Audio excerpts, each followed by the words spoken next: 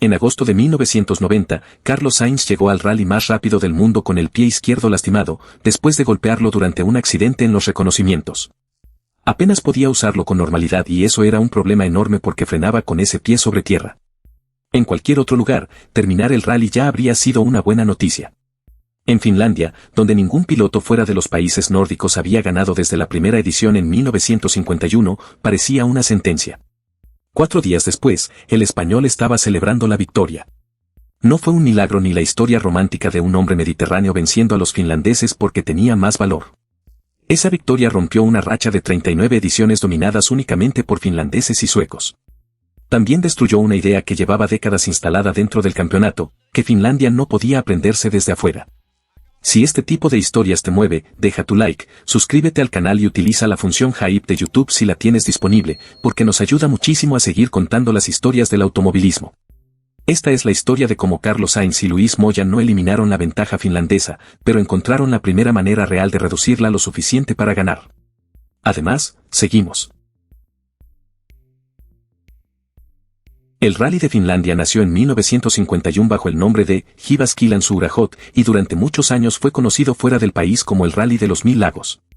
Cuando el campeonato mundial comenzó en 1973, la prueba ya tenía más de 2 décadas de historia y una identidad completamente formada. La base estaba en Jyväskylä, una ciudad rodeada por bosques y carreteras de grava que parecían construidas específicamente para correr. Eran caminos relativamente suaves, compactos y rápidos, muy diferentes a los terrenos de piedra donde la prioridad era evitar que el coche se desarmara antes de llegar al final.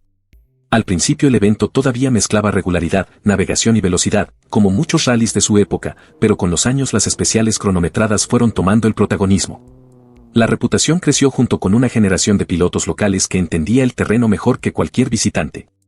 Cuando el sueco Erik Karlsson ganó en 1957, se convirtió en el primer vencedor no finlandés, pero seguía perteneciendo al mismo mundo nórdico de nieve, hielo y grava rápida. Durante las décadas siguientes, nadie de fuera de Finlandia o Suecia consiguió romper el patrón. En Finlandia, el problema no era sobrevivir a una carretera destruida. El problema era tener el valor y la precisión necesarios para usar todo el agarre disponible.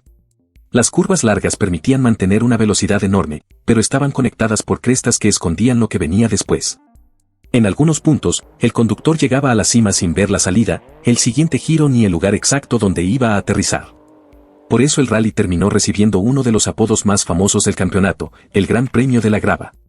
Las velocidades medias de las especiales suelen superar los 120 km por hora y, en las secciones más rápidas, los coches pasan de una curva a otra con una fluidez que se parece más a un circuito que a la imagen tradicional de un rally de tierra. Pero esa comparación también puede engañar. En un circuito, el piloto conoce cada curva y tiene referencias fijas. En Finlandia, la carretera puede desaparecer detrás de una cresta y regresar inclinada hacia un lado, con una curva que empieza antes de que las 4 ruedas vuelvan a tocar el suelo. El margen de corrección es mínimo porque cuando el coche aterriza ya debería estar colocado para la siguiente decisión. Durante 39 ediciones, solamente ganaron pilotos de Finlandia o Suecia. No era una casualidad. Los locales tenían experiencia en carreteras parecidas, conocían el ritmo de la grava nórdica y participaban en una cultura automovilística donde conducir rápido sobre tierra, nieve y hielo era algo mucho más accesible que en otros países. Muchos llegaban al mundial después de años aprendiendo a sentir el coche con poco agarre y a leer crestas que para un extranjero parecían idénticas.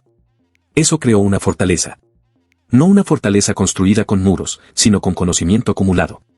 El piloto extranjero podía tener talento, potencia y un coche competitivo, pero perdía una pequeña fracción de segundo cada vez que dudaba. En Finlandia hay tantas decisiones rápidas que una duda diminuta repetida cientos de veces termina convirtiéndose en una diferencia imposible de recuperar.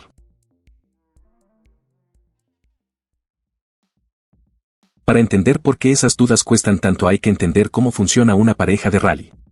Durante los reconocimientos, el piloto recorre cada especial a velocidad controlada y dicta lo que necesita saber cuando vuelva a pasar a ritmo de competición.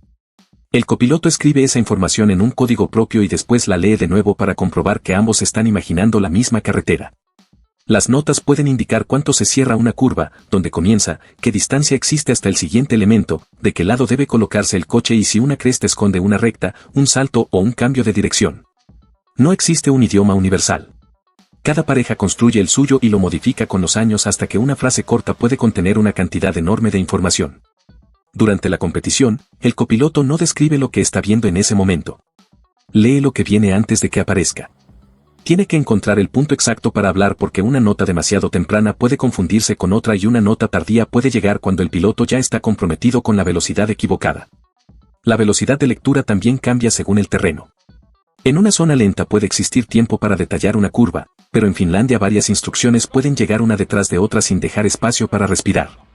El código necesita ser breve, aunque no puede volverse tan corto que pierda la posición o el peligro que realmente importa. Por eso una buena nota no es la que contiene más palabras. Es la que provoca la imagen correcta en la cabeza del piloto exactamente cuando la necesita. Esa diferencia parece pequeña desde afuera, pero a alta velocidad puede separar un salto limpio de un aterrizaje en el lado equivocado del camino. En Finlandia, esa coordinación se vuelve extrema. La carretera pasa tan rápido que no hay tiempo para discursos largos. El copiloto necesita entregar la información esencial sin saturar al piloto y el piloto debe escuchar mientras controla un coche que se mueve, rebota y cambia de apoyo constantemente. Cuando llega a una cresta ciega, la mayor parte del salto ya está decidida antes de que el coche abandone el suelo. La velocidad, la línea, la posición sobre la carretera y la manera en la que la suspensión llegó a la subida determinan casi todo lo que ocurrirá después. En el aire, el conductor puede hacer pequeñas correcciones sobre el ángulo del coche usando el acelerador o el freno, pero no existe un truco capaz de rescatar un despegue completamente equivocado. Acelerar las ruedas puede ayudar a levantar ligeramente la parte delantera y frenarlas puede favorecer que la nariz baje. El efecto existe, pero es limitado. Un piloto no convierte el coche en un avión con los pedales. Si llega mal a la cresta, la física ya tomó la mayor parte de las decisiones. Por eso los mejores no buscan simplemente saltar más lejos. Buscan despegar con el coche equilibrado, permanecer el menor tiempo necesario sin control directo y aterrizar en el lugar que les permita seguir acelerando. La fotografía espectacular ocurre en el aire, pero el tiempo se gana en la entrada y en la salida. Dentro de un rally lleno de carreteras famosas, Onnenpokka terminó convirtiéndose en el símbolo de todo lo que Finlandia exige. Su longitud y configuración han cambiado muchas veces, e incluso ha desaparecido del recorrido durante algunas temporadas, pero su nombre sigue provocando una reacción especial entre pilotos y aficionados. Onnenpokka mezcla curvas rápidas, cambios de rasante, saltos y secciones donde mantener el ritmo depende de confiar en una nota tras otra durante kilómetros. No es una simple recta llena de rampas. Es una secuencia donde cada aterrizaje prepara la entrada de la siguiente curva y donde perder la fluidez en un solo punto puede afectar varios cientos de metros. Cerca de una casa amarilla se encuentra uno de sus saltos más conocidos. Durante años, los aficionados midieron las distancias junto al camino y convirtieron aquel lugar en una especie de competencia dentro de la competencia. En 2003, el salto del estonio Marco Martín fue medido en aproximadamente 57 metros. La cifra se volvió famosa porque resumía la imagen de Finlandia, un coche del mundial atravesando el aire a una velocidad que parece incompatible con un camino público de grava. Pero Onnenpokka también expuso el límite entre espectáculo y seguridad. Cuando los coches y los neumáticos se hicieron más rápidos, las medias alcanzadas en ciertos recorridos preocuparon a organizadores y federación. La respuesta no fue una prohibición definitiva del tramo, sino una combinación de cambios de ruta, divisiones, años de ausencia y chicanes utilizadas para reducir la velocidad en lugares concretos. Esas chicanes nunca fueron una solución perfecta. Algunos pilotos consideraban que interrumpían el ritmo y podían crear nuevos riesgos si los obstáculos se movían, pero su existencia mostraba el problema real. Finlandia no necesitaba carreteras rotas para ser peligrosa. Una superficie buena, un coche estable y una curva aparentemente sencilla podían producir velocidades tan altas que cualquier pequeño error tenía consecuencias enormes. Los vehículos modernos son más seguros y controlables que muchas máquinas antiguas, pero eso no significa que vuelen como planeadores ni que la aerodinámica decida por completo el aterrizaje. El diseño de la carrocería, la suspensión, los neumáticos y la distribución del peso ayudan a mantener estabilidad, aunque el elemento principal continúa siendo la preparación de la cresta. En la época del Grupo B, la enorme potencia convivía con coches que podían reaccionar de manera muy brusca si el piloto llegaba mal a un salto. Los World Rally Cars posteriores incorporaron suspensiones más desarrolladas, mejores estructuras de seguridad y una aerodinámica pensada para funcionar a velocidades mucho mayores. Aún así, cada avance permitió atacar más fuerte y volvió a acercar el coche al límite. La tecnología no eliminó la dificultad. Simplemente movió la frontera. Finlandia no premia la confianza ciega. Premia la confianza respaldada por información correcta. Durante años, la explicación más cómoda para el dominio nórdico fue decir que los finlandeses nacían sabiendo conducir. La imagen funcionaba muy bien porque Finlandia produjo una cantidad absurda de pilotos extraordinarios y porque muchos habían aprendido sobre nieve, hielo y grava desde edades muy tempranas. La palabra sisu también apareció muchas veces para explicar aquella capacidad. En la cultura finlandesa puede representar determinación, resistencia y la voluntad de continuar bajo presión. Pero convertirla en una especie de superpoder que elimina el miedo sería reducir una ventaja construida durante años a una característica nacional casi mágica. Los finlandeses no ganaban porque su cerebro fuera diferente. Ganaban porque llegaban con una educación automovilística ideal para ese terreno. Habían conducido más kilómetros sobre superficies parecidas, sabían interpretar cómo cambiaba el agarre y tenían referencias de velocidad que otros pilotos todavía estaban construyendo. Además, el rally de aquella época permitía reconocimientos mucho más extensos que los actuales y gran parte del recorrido se repetía de un año a otro. Los especialistas locales acumulaban memoria real. No necesitaban conocer cada piedra, pero podían recordar una secuencia, una curva o una zona donde todos cortaban más de lo que parecía seguro. Esa experiencia también se veía en pequeños detalles. En muchas curvas rápidas, la línea ideal pasaba por cortar el interior y colocar parte del coche fuera de la zona limpia del camino. Para hacerlo había que saber si detrás de la vegetación había una piedra, un agujero o simplemente tierra firme.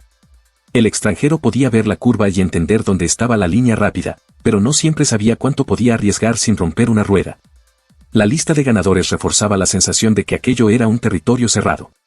Anu Mikkola y Marco Alén dominaron diferentes etapas de la prueba, Tommi Mäkinen consiguió 5 victorias consecutivas durante los años 90 y Markus Gronholm terminó acumulando 7 triunfos. Cada generación parecía producir otro piloto capaz de convertir Finlandia en una extensión de su propio patio. Los extranjeros llegaban, aprendían y mejoraban, pero antes de 1990 siempre faltaba algo. La diferencia no era imposible de comprender. Era difícil de reunir en un solo fin de semana. Carlos Sainz llegó a la temporada de 1990 con 28 años y una reputación muy diferente a la de los pilotos que confiaban únicamente en la inspiración. Era rápido, pero también metódico. Le interesaba entender por qué perdía tiempo, repetir una sección y convertir una sensación en información útil para la siguiente pasada. No era un novato improvisando contra los finlandeses. Ya llevaba experiencia en el Mundial y Toyota Team Europe le había dado un Celica GT4 competitivo. Antes de llegar a Finlandia había ganado en Grecia y Nueva Zelanda, había terminado segundo en Argentina y lideraba la pelea por el campeonato. Eso también complicaba la decisión. Para el título, un buen resultado podía ser suficiente. Intentar ganar en Finlandia exigía asumir riesgos capaces de destruir no solamente el rally, sino una temporada completa. Durante los reconocimientos, Sainz y Luis Moya descubrieron que su sistema habitual no funcionaba a esa velocidad. En otros rallies podían describir con detalle el lado correcto de la carretera, el punto de giro, la salida y la posición para el siguiente elemento. En Finlandia, cuando una secuencia llegaba casi a fondo, terminar una frase podía significar que la siguiente curva ya estaba encima. La solución no fue llenar más el papel. Fue decidir qué información era verdaderamente indispensable, acortar el lenguaje y reforzar con memoria aquello que las palabras no alcanzaban a entregar a tiempo. La dupla repitió varias veces los tramos durante los reconocimientos permitidos en aquella época y Sainz intentó memorizar la mayor cantidad posible de puntos críticos.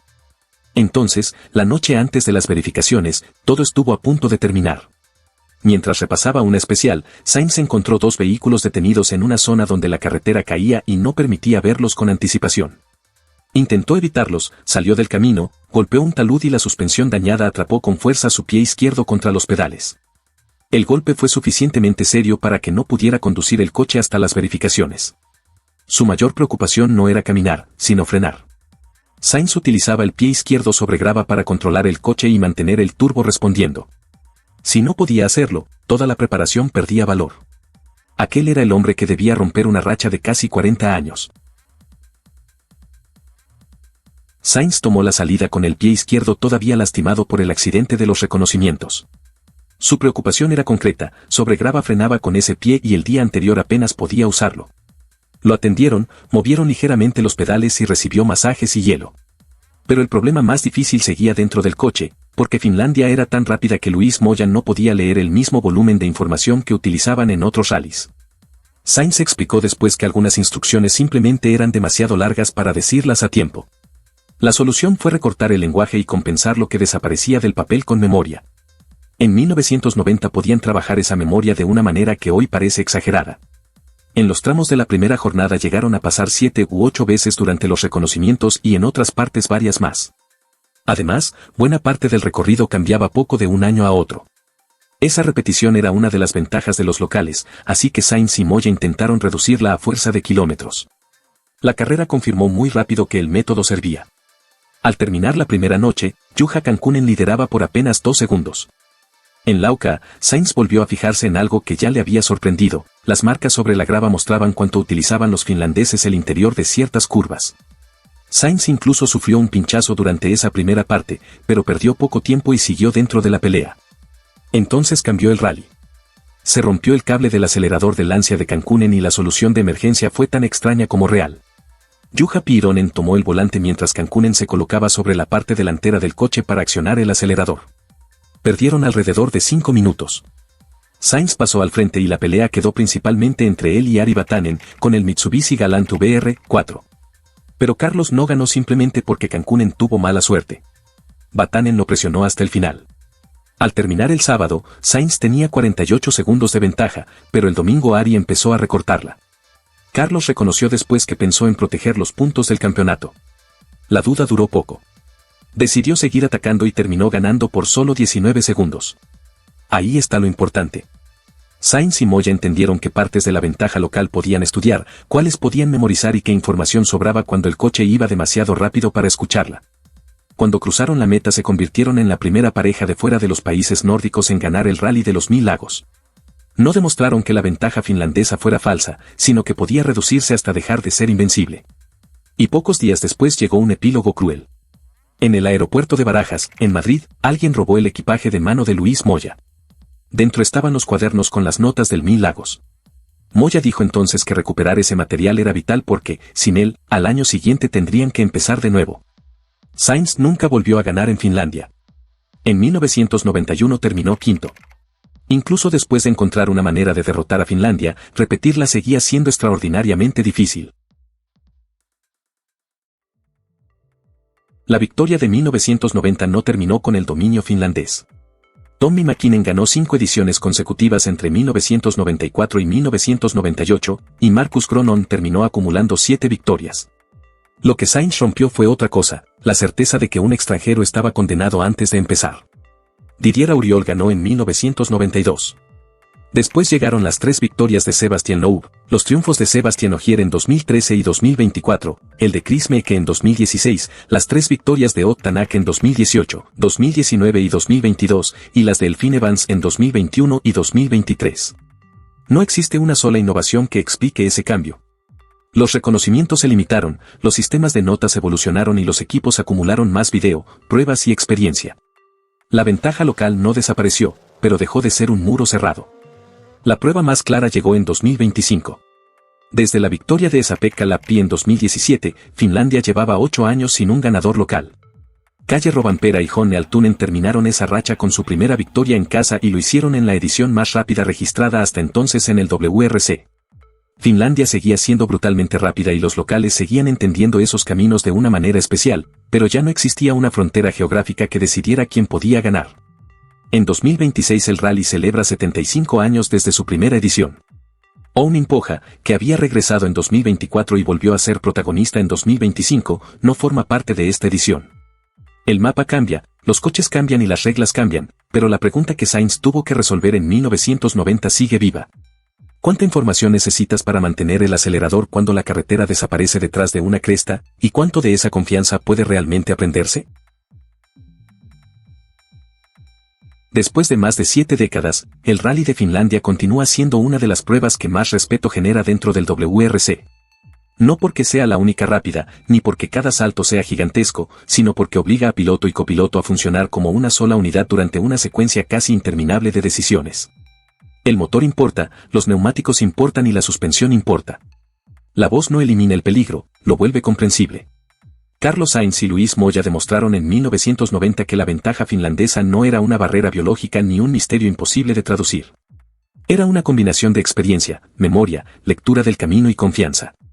Sainz llegó con el pie izquierdo golpeado, un campeonato que podía perder y una historia completa diciéndole que los extranjeros no ganaban allí. Salió como el primer hombre de fuera del norte de Europa que había conquistado el Rally de los 1000 Lagos. No venció porque ignoró el miedo. Venció porque redujo la cantidad de cosas que tenía que adivinar. ¿Y tú qué crees que fue más importante en aquella victoria, la capacidad de Sainz para memorizar y leer la carretera, o la confianza absoluta con Luis Moya para simplificar las notas sin perder la información decisiva? Déjalo en los comentarios. Nos vemos en el próximo video.